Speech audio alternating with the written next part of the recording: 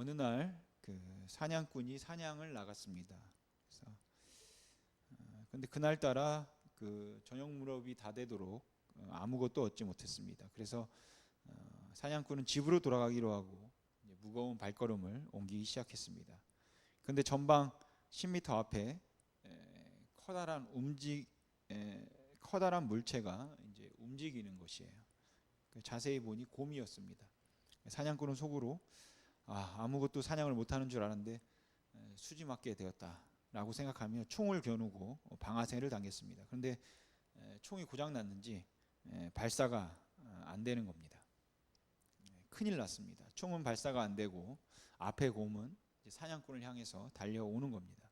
당한 사냥꾼은 도망을 치기 시작했습니다. 죽을 힘을 다해 도망을 쳤습니다. 그런데 방향이 잘못되었는지 그만 낭떠러지에 이르게 되었습니다.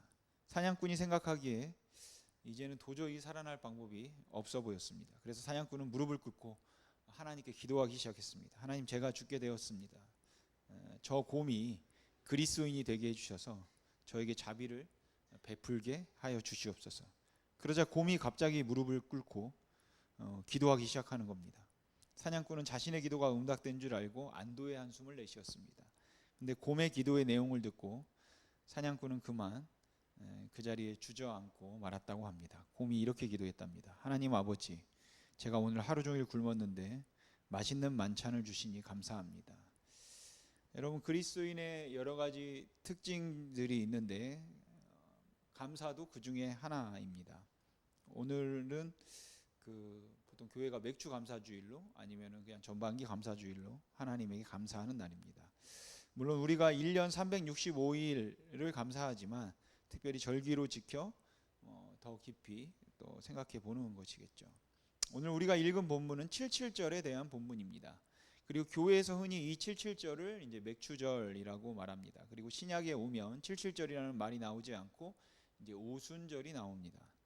초실절부터 50번째 되는 날이 오순절인데, 그래서 77절, 오순절 이렇게 혼용해서 쓰고 오순절이 맥추절이다 이렇게 말하죠. 근데 이 부분은 좀 우리가 생각해 볼 필요가 있는 부분입니다. 물론 성경에 정확한 구분이나 이런 것은 없지만 그 유대인들 안에서 어떻게 절기가 지켜지는지 알아볼 필요가 있다라는 것이죠. 먼저 맥추절이 무엇인지 정의할 필요가 있습니다. 여러분, 오늘은 성경에 나오는 어떻게 보면 그 맥추절의 의미를 되살려서 교회들이 그 맥추 감사주일로 지키고 있습니다.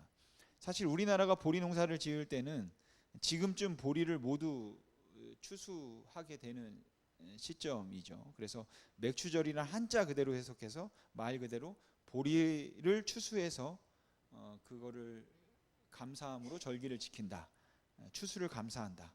그렇게 맥추 감사주의를 지키고 있습니다. 그럼 성경도 같은 맥락에서 말씀하고 있냐라는 것이에요. 성경은 맥추절에 대해 우리가 일반적으로 생각하는 것과는 조금 다르게 말씀하고 있습니다. 먼저 성경적 관점에서 맥추절을 이해하자면 보리를 거두어 절기를 지킨다라는 의미보다는 사실 첫 곡식을 거두어 절기를 지킨다. 첫 곡식을 거두어 절기를 지킨다라는 의미로서 우리가 이해해야 합니다. 다 거두고 감사해서 드리는 것이 아니라 첫 곡식, 즉 거두기 시작하면서 절기를 지키는 것이에요.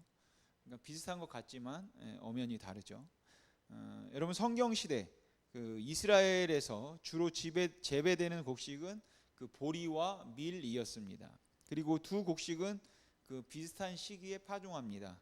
그러나 같이 파종하더라도 태생적으로 보리가 20일에서 30일 정도 빨리 익기 때문에 보리를 먼저 수확하게 됩니다. 물론 그 당시의 주식은 이제 밀이었습니다. 그러나 밀이 늦게 나오니까 밀이 나오기까지 그 작년 곡식 떨어져 가지고 그 비어 있는 시기를 보리가 메꿔 주는 것이에요. 그러니까 결국 이스라엘에서 모든 곡식들 가운데 가장 처음 익는 곡식은 이제 보리인 것이죠. 그래서 그 첫 곡식을 수확해서 가져다가 올해도 변함없이 우리에게 일용할 양식을 먹을 것을 주시고 곡식을 허락하신 하나님께 감사를 드립니다 라는 의미가 담겨 있는 것이 이스라엘의 맥추절입니다. 그래서 출애굽기 23장 16절을 보면 이렇게 말씀합니다. 맥추절을 지키라. 이는 내가 수고하여 밭에 뿌린 것의 첫 열매를 거둠이니라. 근데 이 맥추절의 맥추는 우리가 아는 보리를 의미하지는 않습니다. 원어로 보면 이것은 그냥 수확을 의미하는 수확했다 의미하는 단어예요. 그래서 첫 곡식을 드린다는 것에서 맥추절의 또 다른 이름은 수확한다, 첫 것을 수확한다. 그래서 첫 열매의 절기라는 의미의 초실절이었습니다. 그러니까 맥추절이란 첫 열매를 가지고 감사를 드리는 절기라고 우리가 먼저 이해되어야 하며, 그 제물로서 사용되는 것이 보리였기 때문에 보리를 거두어 라는 의미는 그 다음으로 이해해야 하는 것이죠. 즉 종교적이고 신앙적인 의미가 강조될 때 초실절이라는 의미가 붙여졌고, 초실절이라는 이름이 붙여졌고, 농사적인 관점이 강조될 때는 맥추절이라는 이름이 붙여진 것입니다. 그러면 77절은 무엇일까요? 그리고 왜 77절이 또 맥추절이 되었을까요? 사실 엄밀히 말하면 초실절이 맥추절입니다.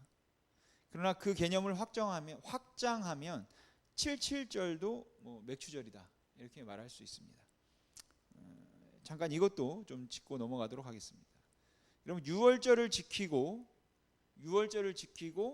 그 다음 6월절을 지키고 난 다음 첫 안식일 다음 날이 초실절입니다.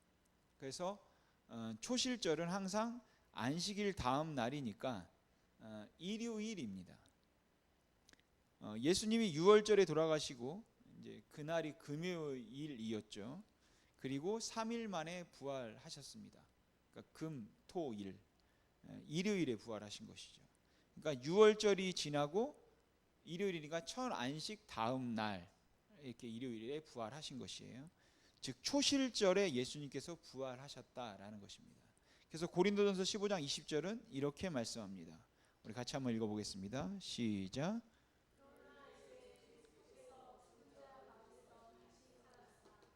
잠자는 자들의 첫 열매가 되셨도다. 아멘. 그러니까 예수님의 부활은 초실절 제물과 같은 첫 예물, 첫 열매였다라는 것이에요. 당시 초실절 제사는 첫 곡식을 거둠으로 인해서 다른 곡식도 별 차질 없이 수확할 수 있기를 기대하는 것이었습니다. 결국 초실절 제사를 드린다는 것은 이 땅의 모든 곡식들이 익기 시작했다는 뜻이며, 초실절 제사를 드리고 난 뒤에는 모든 곡식을 거둘 수 있게 된다는 의미입니다. 그래서 예수님께서 잠자는 자들의 첫 열매, 초실절 제물로 드려졌다는 것은 그 이후 모든 곡식을 거둘 수 있게 되는 것처럼 예수를 믿는 우리도 부활에 동참하게 됨을 의미하는 것이죠. 그래서 이것을 바울이 이렇게 표현하고 있는 겁니다. 그래서 이스라엘의 절기와 예수님의 사역들은 밀접한 관계가 있다라는 것이죠. 아무튼 6월절 다음 첫 안식일 다음 날이 초실절이고, 그 날부터 77, 즉 7일이 7번입니다. 7일이 7번. 다시 말해서 7주간, 즉 49일을 77절로 지키는 것이에요. 근데 이 77절 기간의 제사가 어떻게 이루어지느냐, 이것도 중요합니다. 여러분, 초실절 제사는 모든 이스라엘 백성이 예루살렘 성전에 올라와서 드리는 절기는 아닙니다. 성전에서 대표성을 가지고 초실절 제사는 제사장이 제사를 지내던 절기입니다. 그래서 온 이스라엘에서 가장 처음 익은 곡식을 가지고 이제 대표로 드리는 것이죠. 물론 밀보다 보리가 빨리 익으니까 그 곡식은 이제 보리가 되는 거죠. 그러니까 초실절 제사는 대표성을 갖습니다. 그리고 그것이 개인적으로 넘어가는 것이 77절입니다. 77절은 이스라엘 백성들이 자신의 밭에서 수확한 곡식의 첫 열매의 단을 가지고 각각 예루살렘에 올라와서 하나님께 감사를 드려야 하는 개인적인 그 첫 열매를 드리는 기간인 것이에요. 그러니까 77절은 정확한 날짜가 없습니다. 개인적으로 다 틀린 것이죠. 타종 날짜에 따라서 이제 지역마다 또 날씨에 따라서 곡식 있는 시기가 이제 다르기 때문인 것이죠. 그래서 77절 기간 동안, 즉 그 49일, 77에 49, 49일 동안 드리는 것입니다. 이스라엘 모든 백성이 각자 개인적으로 자신이 처음으로 추수한 곡식을 가지고 와서 성전에 갖고 올라와서 제사를 지내는 것이죠. 그래서 신명기 16장 16절을 보면 너희 가운데 모든 남자는 1년에 3번 곧 무교절과 77절과 초막절에 내 하나님 여호와께서 택하신 곳에서 여호와를 배웁되 라고 말씀하는 것입니다. 여호와의 택하신 곳은 예루살렘인 것이죠. 고로 이스라엘 남자들은 1년에 3번 하나님을 꼭 배워야 하는데 아무리 먼 곳에 살고 있는 사람이라 할지라도 하나님께 이제 나와서 얼굴을 비춰야 되는 것입니다. 그러니까 77절도 개인적이지만 이제 꼭 성전이 있는 예루살렘으로 올라와야 하는 것이죠. 그리고 이 기간 동안 보리뿐만 아니라 밀도 다 추수가 됩니다. 그래서 77절은 보리 밀 할 것 없이 일단 곡식의 첫 수확을 감사하는 절기인 것입니다. 출애굽기 34장 22절을 보시면 77절 곧 맥추의 초실절을 지키고 라고 말씀합니다. 근데 우리가 여기서 주의할 것은 맥추라는 말입니다. 여기서 맥의 히브리어 원어는 히타로 밀이에요. 밀. 그러니까 보리부터 시작해서 밀까지 수확하는 것을 감사하는 것이 이제 77절인 것이죠. 그래서 77절 곧 매추의 초실절 이렇게 하는 것은 77절이 49일이지만 첫 열매를 드린다는 의미에서 이제 초실절이라는 의미를 갖는 것이죠. 정리하면 초실절도 곡식의 첫 수확, 77절도 곡식의 첫 수확 이렇게 되는데 초실절은 이스라엘 전체를 대표해서 감사하고 77절은 개인적으로 감사하는 절기입니다. 그러니까 초실절이나 77절은 그 내용과 제사 방법은 다르지만 그 안에 깔려 있는 정신은 같다고 할 수 있습니다. 그럼 오순절은 무엇일까요? 오순절은 77절, 그러니까 초실절부터 49일이 지나고 그 다음 날 50일째 되는 날이 오순절입니다. 이날은 아시는 것처럼 마가의 다락방에서 그 성령이 임하신 날이죠. 그리고 덧붙이면 구약에서 이날은 시내산에 도착해서 율법을 받은 날입니다. 토라를 받은 날, 구약에서는. 앞에서 말씀드렸지만 초실절, 70절은 첫 곡식 수확을 추수를 감사하는 절기입니다. 그러나 오순절은 첫 곡식의 절기는 아니에요. 하지만 이스라엘 전체에서 곡식 추수를 다 마치고 이제 모든 곡식을 다 거두고 이제 감사하는 것이죠. 모든 곡식을 다 거두게 하신 하나님의 은혜에 이제 잘 거두게 되었다 해서 감사를 드리는 절기입니다. 그래서 초실절과 마찬가지로 백성들이 제사의식에 참여할 의무가 없이 성전에서 대표성을 갖고 이제 제사를 드립니다. 제가 왜 이렇게 초실절, 77절, 오순절 장황하게 절기를 말씀드릴까요? 지금 우리나라에서 지키고 있는 우리가 이제 맥주 감사주일 아니면 뭐 전방위 감사주일 하는 개념은 이 중 어느 하나가 아니라 초실절, 77절, 오순절 이 세 개의 절기를 다 아우르고 있기 때문에 이제 말씀드린 거예요. 우리가 이 전반기 맥주 감사주일 또 감사주일을 지킬 때는 이 세 개의 절기의 정신을 다 아우르고 있는 겁니다. 그러니까 맥주 감사주일에는 첫 곡식을 거두게 하신 하나님의 은혜에 감사하는 것과 사실 9일 동안 첫 곡식을 거두고 마지막 곡식을 거두기까지 하나님의 은혜를 바라고 하나님의 지켜주심을 바라는, 그러니까 날씨나 뭐 이런 상황이 좋아야지 곡식을 잘 거둘 거 아닙니까? 그리고 하나님을 절대적으로 신뢰하는 것과 의존하는 것과 마지막 모든 추수를 다 마치고 모든 것이 하나님의 은혜였다, 이것을 고백하는 감사가 모두 담겨 있다라는 것이죠. 근데 뭐 여기 계신 분들 중에 농사 짓는 분들은 없잖아요, 그죠? 그렇기 때문에 맥주 감사일을 지키는 것이 별 의미가 없이 우리에게는 뭐 예전에는 농사를 많이 졌기 때문에 다가오는데 의미가 없을 수도 있습니다. 그러나 맥주 감사주일에는 그 이상의 의미가 있습니다. 먼저 초실절은 앞서 살펴본 것처럼 예수 그리스도가 부활하셔서 잠자는 자들의 첫 열매가 되셨습니다. 그래서 우리도 그 부활에 참여하는 것이죠. 그렇기 때문에 우리가 여기 앉아 있을 수 있는 것이에요. 그리고 오순절은 아까 토라 율법을 받은 날이라고 했죠. 시내산에서 모세가 십계명을 포함한 율법을 받습니다. 이것이 왜 중요하겠습니까? 이스라엘 백성들이 애굽에 있을 때는 그저 노예 집단에 불과했습니다. 근데 이 집단이 율법을 받게 됨으로써 국가가 되는 거죠. 국가로서 법률을 갖추게 되고 조직을 갖게 된 거죠. 때문에 오순절이라고 하는 것은 그저 모든 추수를 다 마쳤다는 것이 아니고 이스라엘이 하나의 국가로서의 형태를 갖춘 이스라엘의 어쩌면 건국 기념일이라고 볼 수 있는 것이죠. 그럼 이것이 신약 시대에 와서는 어떤 의미가 되겠습니까? 오순절에 성령 강림 사건이 있었습니다. 사도행전 2장에 보시는 것처럼 오순절 날이 이름에 성령이 기도하고 있는 예수님의 제자들과 거기에 모인 모든 사람들에게 임했다라고 이야기하고 있죠. 그러므로 오순절에 이르러서 성도의 모임이 성령을 받게 되므로 본격적으로 교회가 탄생하게 됩니다.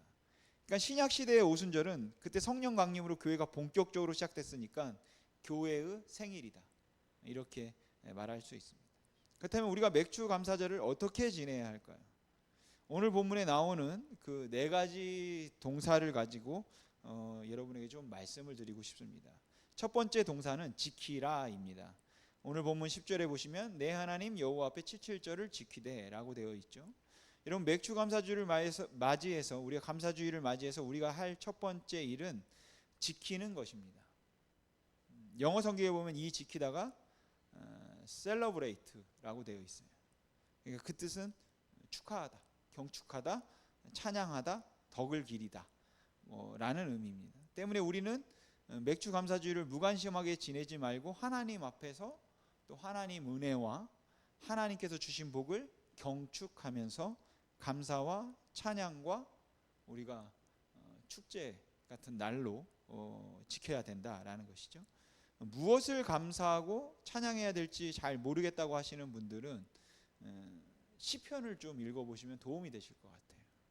특히 그 중에서도 시편 그 136편을 여러분들이 집에 가서 한번 읽어보시기 바랍니다.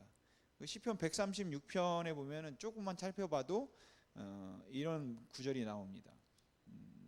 하나님께 감사하라, 그 인자하심이 영원함이로다. 여호와께 감사하라, 그는 선하시며 그 인자하심이 영원함이라. 하나님께 감사하라, 그 인자하심이 영원함이라.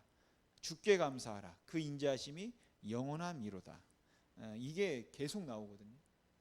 하나님의 인자하심을 그러니까 여러분의 입술로 그 찬양하시기 바랍니다. 여러분, 사람이 살면서 원망이나 불평거리가 왜 없겠습니까? 그리고 시비나 다툼이 왜 없겠습니까? 우리가 눈앞에 일어나는 일들만 보면 그럴 수밖에 없습니다. 그러나 여러분이 먼 훗날 뒤돌아보시면 그 모든 일이 하나님의 계획이 있었다, 섭리가 있었다라는 것을 고백하게 될 것입니다. 아니, 지금 여러분 그 예전의 일들을 한번 떠올려 보십시오. 힘들고 어려웠던 고난의 시간들, 여러분 그 시기들을 잘 생각해 보면 거기에도 분명 하나님의 인도하심이 있었다라는 것을 여러분이 알게 될 것입니다.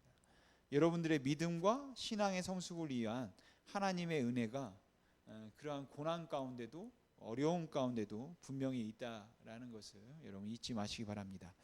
그러기에 비록 현재의 나의 상황은 좋을 수도 있고 여러분 어려울 수도 있지만 오늘 감사주일인 오늘 아니 매일매일을 이런 것들을 뒤로하고 감사와 또 축하하는 마음을 가지시고 지내시기를 소망합니다. 초실절에 첫 곡식을 거둠을 감사했던 것 같이 여러분 그 감사는 초시절 감사는 앞으로의 모든 추수도 하나님의 은혜로 가능합니다 라는 그 고백이거든요. 그러니까 여러분 현재의 시작점에서 감사하는 것이에요. 앞으로의 일은 알 수 없죠. 우리가 미래를 알면 얼마나 좋겠습니까? 5분만 남들보다 5분 뒤에 있는 일을 알 수만 있어도 세상에서 제일 부자로 살 수 있을 거예요, 여러분들은. 그러나 우리는 앞으로의 일을 알 수가 없습니다. 그러나 하나님의 은혜로 우리의 삶은 가능합니다. 알 수는 없지만 그것을 미리 보고 감사하는 저와 여러분이 되기를 소망합니다. 두 번째 동사는 드리고입니다. 본문 10절 하반절을 보시면 내 하나님 여호와께서 내게 복을 주신 대로 내 힘을 헤아려 자원하는 예물을 드리고라고 되어 있죠. 그러니까 감사주의를 하나님께 드리는 날입니다. 여러분, 하나님께 예물을 드리는 원리는 두 가지입니다. 첫 번째, 여호와께서 내게 복을 주신 대로 드리라라는 것이에요. 여러분, 사람들은 어려울 때는 하나님과 사람들에게 가서 도움을 청하합니다. 그러나 복과 도움을 받고 난 이후에는 하나님의 은혜도 있고 사람들도 있고, 그렇게 배은망덕하기 쉬운 것이 인간이에요. 때문에 모세는 신명기를 통해서 이스라엘 백성들에게 강조하고 또 강조하는 것이 있습니다. 우리 같이 신명기 6장 10절에서 12절 말씀 같이 한번 읽어보겠습니다. 시작. 내 하나님 여호와께서 내 조상 아브라함과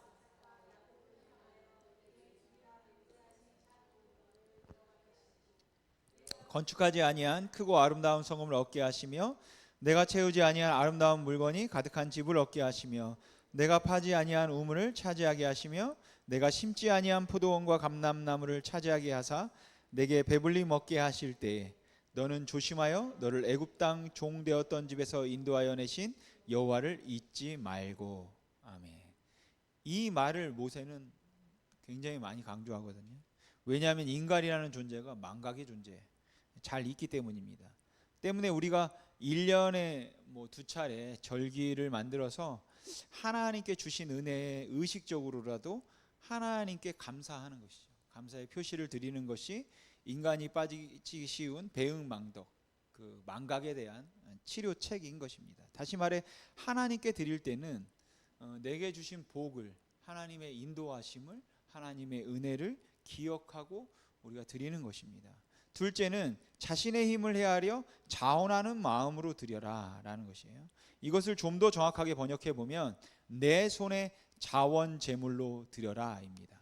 그러니까 힘을 헤아리다, 이것이 중요한 것이 아니라 중요한 것은 자원하는 마음, 마음에서 우러나오는 예물을 가지고 와서 드려야 한다는 것입니다.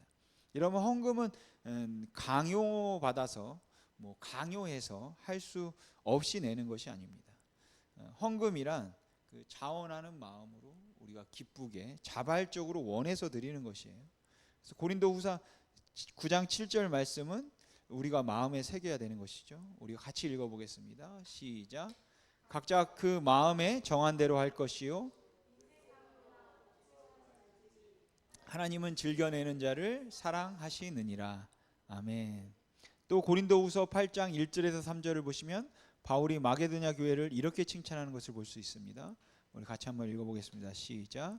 형제들아, 하나님께서 마게도냐 교회들에게 주신 은혜를 우리가 너에게 알리노니 환난의 많은 시련 가운데서 그들의 넘치는 기쁨과 극심한 가난이 그들의 풍성한 연보를 넘치도록 하게 하였느니라. 내가 증언하노니 그들의 힘대로 할 뿐 아니라 힘에 지나도록 자원하여. 아멘. 이렇듯 우리가 하나님께 예물을 드린다, 헌금을 드린다는 것은 하나님께 받은 복을 기억하고 자원하는 마음으로 드리는, 자원하는 마음으로 감사를 드리는 것입니다. 그러니까 헌금의 액수가 중요한 것이 아닙니다. 헌금의 액수가 중요한 것이 아니에요. 거기에 담긴 의미가 중요한 것입니다. 그러니까 우리는 헌금을 드리면서 하나님, 저는 이제 하나님만이 저의 힘이고 소망임을 알았습니다. 세상 사람들이 목숨처럼 여기는 이 세상의 힘을 대표하는 물질을 하나님 앞에 이렇게 바칠 수 있습니다 라고 우리가 고백하는 것이죠. 신앙의 고백으로 드리는 것입니다. 그리고 이것이 헌금의 정신입니다. 여러분, 혹시 헌금을 하면서 하나님, 저 이만큼 했으니까 잘 기억해야 됩니다. 다음에 이것을 이제 불려가지고 저에게 몇 배로 돌려주실 줄 믿습니다. 여러분, 혹시 이런 생각하십니까?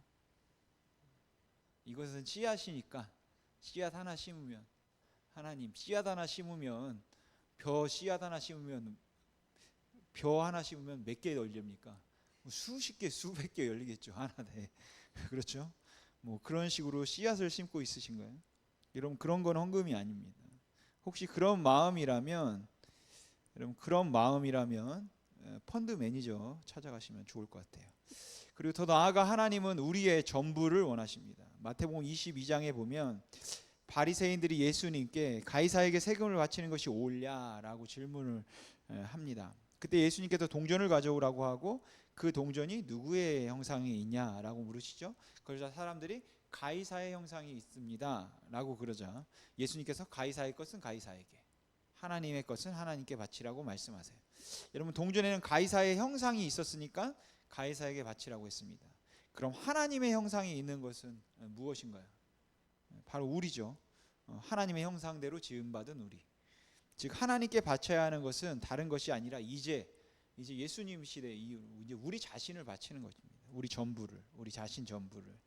여러분, 하나님이 돈이 없어서 우리에게 물질을 요구하시겠습니까? 여러분, 하나님은 오병이어로 남자 장정만 5천 명을 먹이신 분이십니다. 그분이 뭐가 부족하시겠습니까? 여러분, 우리에게 하나님께서 물질을 요구하시는 것은 그렇게 물질의 포기를 통해서 이 세상의 정을 끊고 점점 더 우리가 발전해서 나 자신을 하나님께 드릴 수 있는, 나 자신을 온전히 하나님께 초점을 맞추고 우리의 삶을 살 수 있는 그것을 원하시는 것이에요. 그러기에 하나님께서 드리다라고 하시는 것입니다.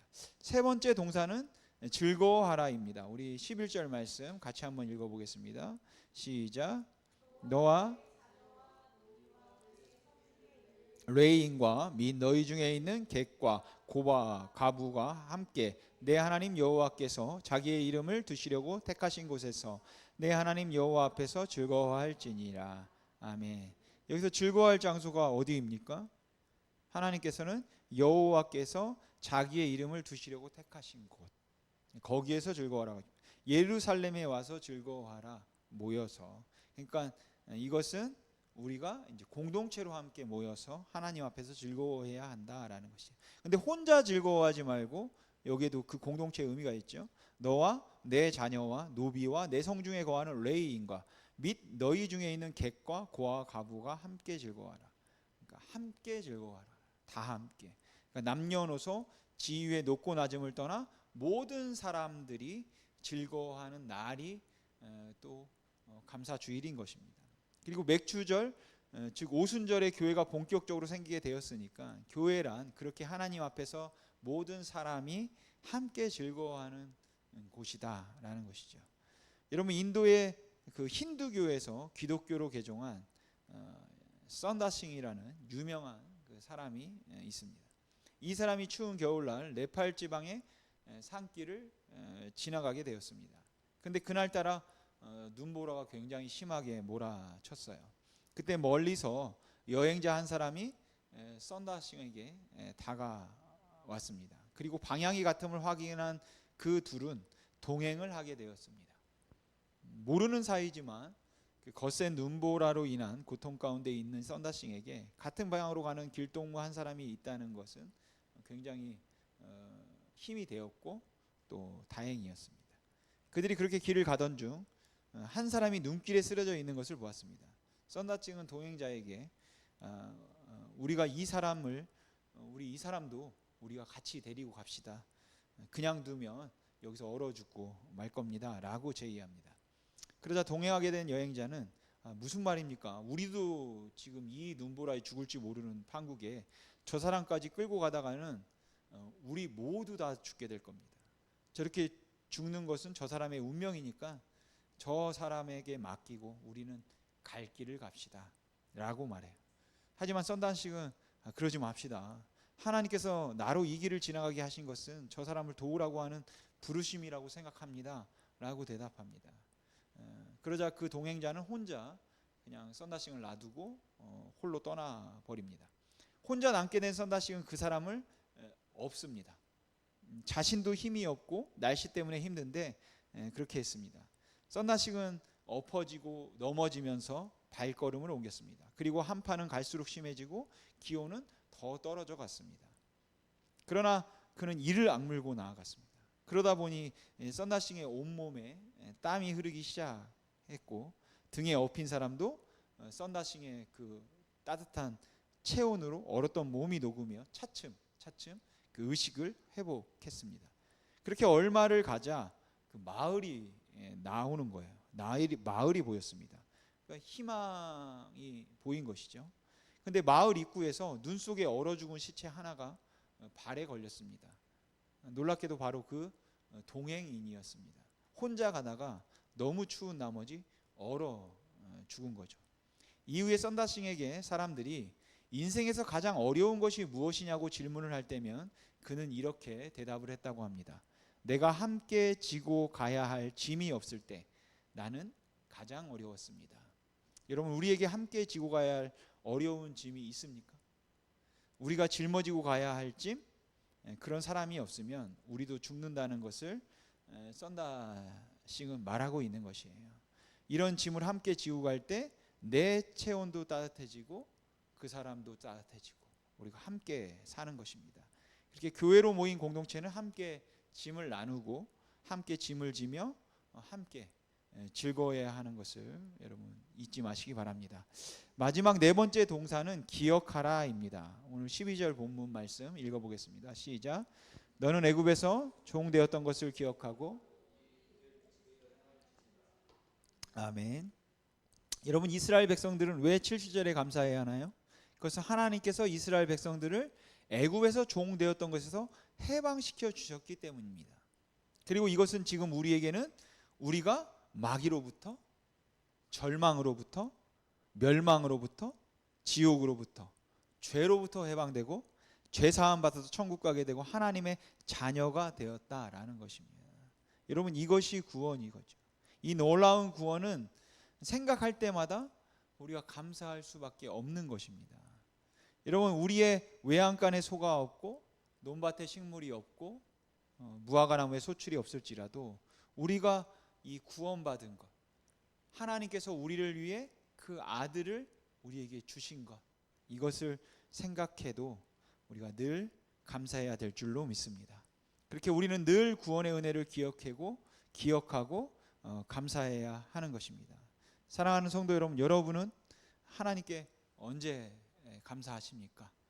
뭔가 좋은 일이 있을 때, 월급 올랐을 때, 자녀들이 잘 될 때, 그렇게 나에게 보상으로 무언가 주어졌을 때 여러분 감사하십니까?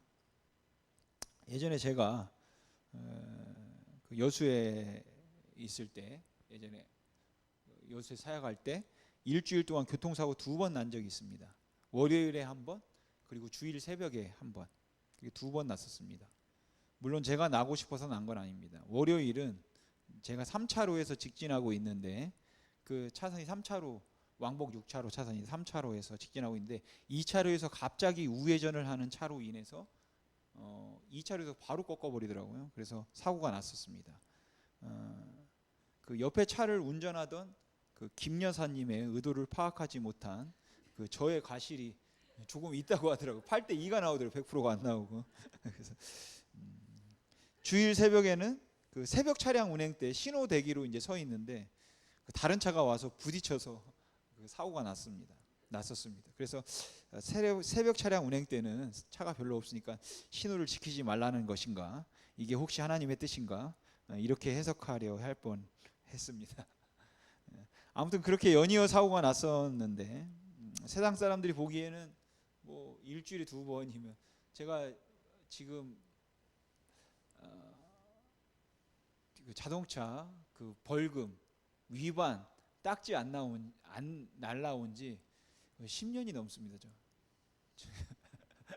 이런 그 사고도 거의 10년 동안 거의 그 차 대 차 사고는 없었던 것 같아요. 그래서 뭐 사람을 친 적도 없고, 아무튼간에 그러니까 사람들이 보기에는 정말 재수가 없죠. 일주일에 2번이나 사고가 났으니까요. 그러나 감사했습니다. 왜냐하면 사고 났지만 뭐 다치지 않았거든요. 그래서 멀쩡했기 때문에 감사했고, 그리고 뭐 다쳤어도 감사했을 겁니다, 아마 저는.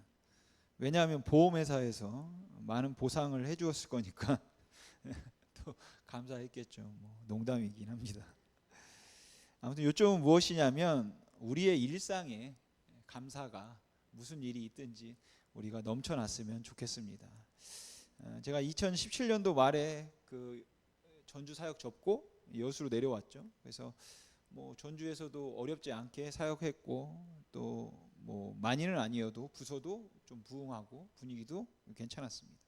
그래서 뭐 총회 일도 하면서 또 일명 뭐 스펙도 쌓으면서 이렇게 좀 괜찮았어요. 그래서 여수로 내려올 때도 뭐 사역지도 잘 구해지고 또 잘 될 거라고 생각했습니다. 근데 뭐 세상 일은 그렇게 제 뜻대로만 되지 않지 않습니까? 여러분들도 알지만. 그래서 생각대로는 되질 않더라고요. 막막했습니다. 그리고 교회 개척하고도 또 코로나도 터지고, 그리고 그때 하나님, 제가 그래도 하나님 열심히 맡겨진 일을 했지 않습니까? 이렇게 하나님께서 저를 들어서 써 주시기도 하셨는데 이게 뭡니까? 이게 지금 이렇게 안 풀립니까? 뭐 이런 생각이 뭐 들기도 했어요. 근데 다시 우리 마음을 제가 다 잡았습니다. 분명 하나님의 계획하심이 있을 거다. 불평하고 원망해봤자 나만 뭐 손해고, 지금까지 그렇게 뭐 들어서 써 주신 것도 하나님이시고, 놀라운 은혜를 부어 주셔서 부흥케 하신 것도 하나님이시고, 그 하나님이 나를 절대 뭐 내버려 두시는 않겠지. 지금 사망의 음침한 골짜기를 걷고 있지만 하나님이 분명히 함께 하시고 계시지 않나요? 하나님을 신뢰하자. 지금까지 지켜주심을 기억하고 감사함으로 나아가자. 그랬습니다. 저는 그 고통의 시간이, 그 고난의 시간이 그냥 고난의 시간은 아니었다라고 확신합니다. 하나님의 놀라운 계획하심이 뭐 이루어지는 시간이었다고 확신해요. 그리고 저를 다듬는 시간이었다라고 확신합니다. 그렇게 내려가 보는 시간이 없었다면, 그렇게 좀 밑바닥을 뭐 지금도 치고 있지만 이런 시간이 없었다면 더 교만하게 됐을지도 모르죠. 그러나 그 시간을 통해서 저를 조금 더 다듬으시고 모난 곳을 쳐내시고, 또한 놀라운 하나님의 계획하심 가운데 또 여러분들을 만나고 또 교회를 이곳에 세우셨습니다. 그러니까 그 시간이 또 얼마나 귀한 시간입니까? 여러분, 어떤 상황이 되더라도 거기에 분명 하나님의 선한 뜻이 있고 나를 향한 또 거기에는 어떻게 보면 메시지가 있는 것입니다. 그러기에 우리가 감사할 수 있는 것이에요. 혹 그게 더디가는 것처럼 보일 때도 있죠. 돌아가는 것처럼 보일 때도 있고, 이거 정말 어떻게 될까, 정말 낙심될 때도 있겠지만, 여러분, 어떻게 보면 그게 바르게 가는 겁니다. 늦게 가더라도 그 모든 것은 나를 하나님의 백성으로, 천국 백성으로 만들어가는 하나의 과정이니까 여러분 모든 것에 감사하시기 바랍니다. 여러분, 사도 바울은 풍부하나 궁핍하나 그리고 배부르나 배고프나 또 비천하더라도, 그러니까 어떤 상황과 어떤 형편이라도 하나님이 주시는 능력 안에서 내가 자족한다라고 말해요. 그리고 그는 그런 걸로 인해 낭망하고 실망하는 것이 아니라 거기에 하나님의 주권이 있다, 하나님의 섭리가 있다, 이것을 인정하고 신뢰하며 항상 기뻐하고 범사에 감사한다, 사도 바울은 고백합니다. 여러분, 이 사도 바울의 고백이 우리 심히 있는 교회 성도님들의 고백이 되길 주님의 이름으로 소망합니다. 기도하겠습니다.